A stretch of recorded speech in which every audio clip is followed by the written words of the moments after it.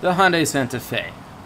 Now a three-row crossover that, after getting a better look at it, is making me question the need to have three-row crossovers in the first place. I'm going to talk to you more about that today in the latest episode of CarBuzz Unboxing Reviews. I'm Jay, and this is the 2017 Hyundai Santa Fe Limited. It is brand new for 2017, meaning it's been given a refresh, and I'm going to go more into detail about why I think maybe a minivan could be a better alternative to a three-row crossover. But before I get started, I want to thank DJDG.com for letting me come on down and film this car for you today. So the Hyundai Santa Fe, this is the third generation model. It first debuted back in around 2001, and if you remember that car at all, it was just kind of frumpy looking. It was bland, it didn't look good, but that was old Hyundai. This is new Hyundai. It has a former VW designer who has been designing its cars for a few years now, and just look at the interior here and it looks really good. Even the exterior, I'm a fan of it. I think Hyundai has done a very, very nice job of revolutionizing its design, and more importantly, you are even starting to see competing mainstream brands take design cues from Hyundai and its sister brand Kia.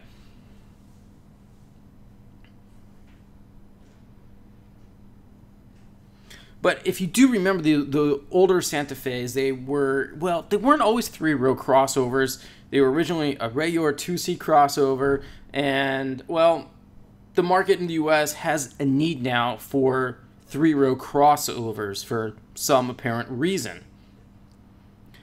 But I want to explain to you what exactly a crossover is as opposed to an SUV, because I've been noticing that people have been using the terms kind of interchangeably. They've been labeling something like this Santa Fe as an SUV. Technically, it's not. This is actually, a crossover is based on a sedan platform, front-wheel drive platform. It's just raised a few inches, and it has, well, an SUV-like body design. As opposed to an actual SUV, a true SUV, it's based on a pickup truck. It's got a body-on-frame chassis. It's has a rough ride, not a very smooth one. It can go off-roading, standard rear-wheel drive. This, like I mentioned, this crossover is front-wheel drive standard, and you can get all-wheel drive as an option. So what's the difference between four-wheel drive and all-wheel drive? Not getting more into it. So technically, for the most part, people are going to want all-wheel drive because it's good in all weather conditions. It's not the best for real off-roading. But let's get back to this exterior design here, because I really think Hyundai is doing great work in this department. This is an attractive crossover. It looks nice. And especially when you compare it to the first and even second generation Santa Fe's, it's almost as if Hyundai skipped a generation when it came out with this version right here. That's just how far it's come in such a short period of time. You have these standard 18-inch alloy wheels. 19-inch wheels are optional. Again, you have to pay more for those. I don't think it's worth it, and that's just my opinion. 18-inch wheels are fine. But they look good. They're not cheap wheel covers. They're alloy wheels. It's a very nice-looking vehicle.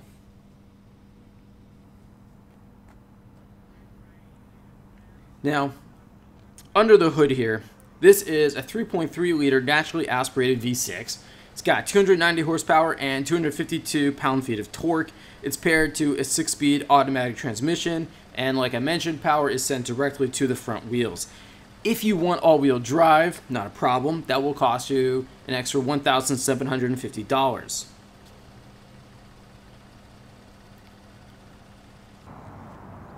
Now, overall, I thought that this engine it's pretty good.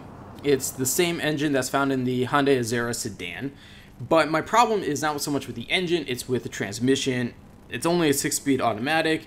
Bear in mind, there are now 8 and 9-speed automatics out there. And when you have fewer gears, fuel economy is going to suffer. So let's talk about this interior here, because like the exterior, I think it's really nice. Hyundai has updated it a little bit for 2017, but it's still the basic interior that debuted in the third generation a few years ago. And the overall quality from Hyundai, as well as Kia, the South Korean brands, in my opinion, it's on par with that of anything else coming out of Japan. Basically, the Japanese automakers looked at American automakers years ago and said, listen, if we build cars that are of better quality, better building materials, people were going to buy them. South Korea, they copied the Japanese model when it came to the American market, and it's worked brilliantly for them. So this is a 6-passenger crossover. You can get it as a 7-passenger crossover as standard because the second row, instead of having this pair of captain's chairs, it's a second row bench. But the captain's chairs are nice to have. A little more comfort, but you lose a seat. Third row here, another 2 passengers can sit back there, and, well, it's pretty tight, as you can imagine. 3 rows and crossovers are not always the best fit, and I'm going to get into more detail about that. Why? Because that is the whole essence, I think, of today's review.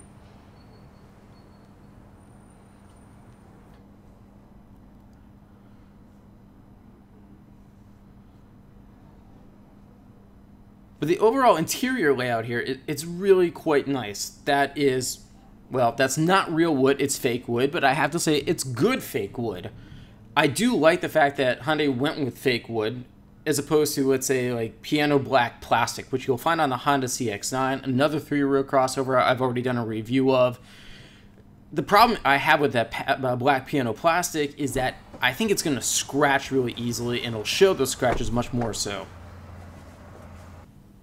But fake wood is fine. But for now, let's hear that engine for a moment.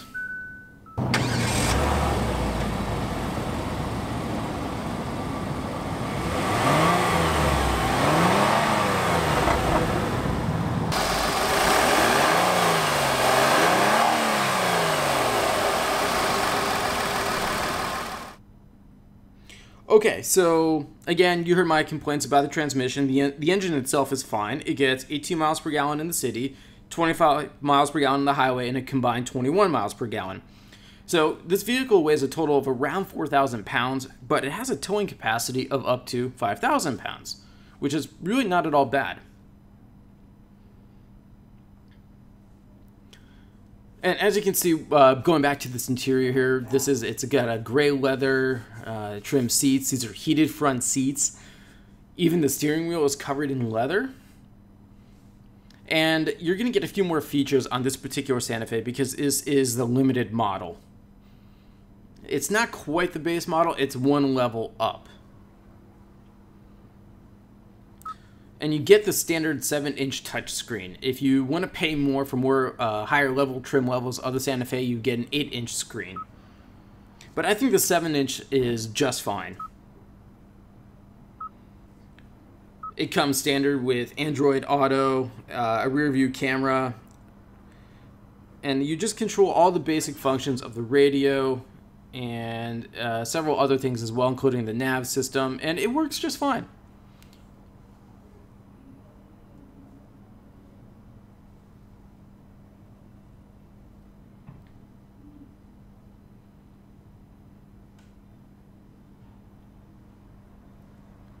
One maybe minor little thing that I noticed with this touchscreen is that, and I've experienced this with other screens like this as well, is that in sunlight it kind of gives a bad reflection and it's kind of hard to see what's going on the screen. You can also control the dual zone climate control through there, and it's the overall layout of this dash is really good, especially for the driver. You don't have to lean too far in order to be able to press the appropriate buttons.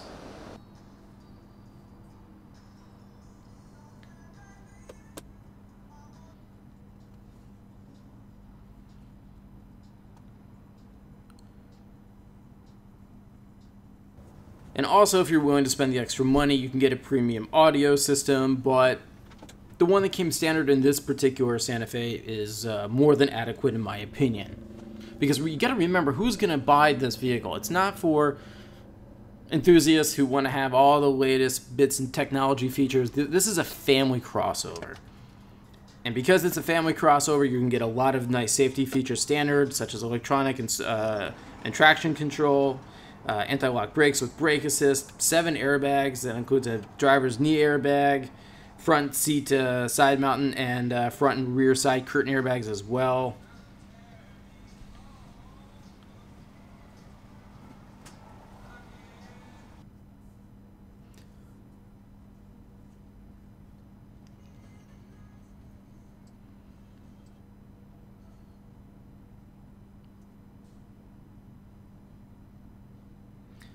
And again, without question, this is the nicest interior I've seen so far in a Santa Fe. Of all the previous ones, there's lots of leg and knee room, even for the driver and front seat passenger. It's only the rear seat passengers all the way in the third row that are going to suffer a bit when it comes to actual space. Those seats are probably best off for children. I don't see a couple of adults fitting very comfortably back there for very long. So overall, what I like about the Santa Fe is that it's good value for the money within the 3-row crossover segment. The cargo space is quite good, and I like the updated styling inside and out. And there's also a hands-free smart liftgate, which is basically an electronic liftgate that is really good to have.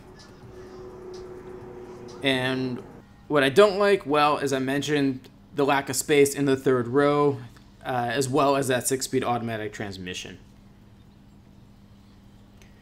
But let's get to really what I wanted you to understand today, the pricing and how 3-row crossovers really kind of stand in the marketplace. A base Santa Fe starts at almost $31,000. This particular one here, the mid-level limited, it bases at $34,950, and once you add in the handling and destination, as well as a few extra bits like carpeted floors, cargo and cover, as well as roof rack rails, grand total $36,430. And if you go for a fully loaded Santa Fe, the ultimate trim with the technology pack that adds features, smart cruise control, lane departure warning, automatic braking with pedestrian detection, that's going to cost you just over $43,000. And compared to the competition, every single 3-row crossover, such as the Honda Pilot, Ford Explorer, Toyota Highlander, they all start at around $31,000 and they top off in the mid-40s. When I recently did the unboxing review of the brand new Mazda CX-9, as I mentioned earlier, I was a little surprised at just how expensive that vehicle got. But then again, the CX-9 has an added value. It looks great and it has a lot of premium features that I think it's even going to make some of the German automakers sweat. But that's still expensive to pay for a 3-row crossover, because I think crossovers are just best as having 2 rows. Because you have to factor in something here, the minivan factor. For an example, Kia, Hyundai's sister brand, makes the Sedona minivan, and that has a base price of $26,000. I mean, you can get that for a lot more. It'll easily get into the low 40s. But the point being is that the Kia Sedona comes standard with 3 rows of seats, a third row that is actually much more usable than this, for a few $1,000s less. And the Kia Sedona is not the only minivan on the market like that. You also have the brand new Chrysler Pacifica. It was just revealed at Detroit last January. That starts off at $28,500. Again, you're going to get 7 rows of seating for a few $1,000s less, and that third row is more usable. A minivan is more spacious overall than a 3-row crossover. So why do 3-row crossovers even exist? Well, it's because they look better from the outside than minivans do. They're trendier. If you remember the SUV craze back in the mid-1990s, people loved SUVs because they looked cool. Automakers have done the same thing with crossovers. They look cool, but now they're based on sedan platforms, so they get much better fuel economy. But minivans are also based on sedan platforms, and they also get very good fuel economy, and they have more space and a more usable third row.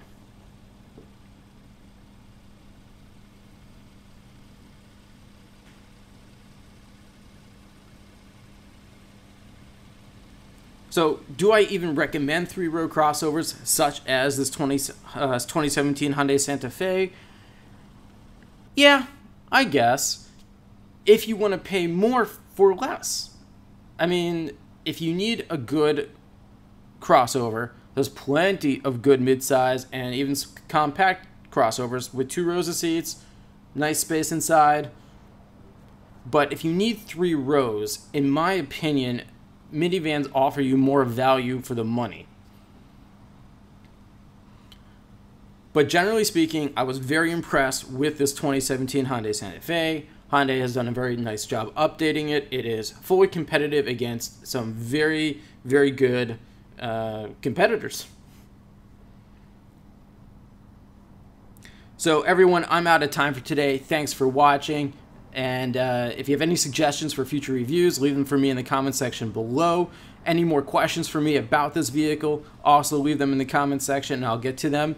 And thanks for watching today, and be sure to subscribe to the CarBuzz YouTube channel. I'll see you all next time.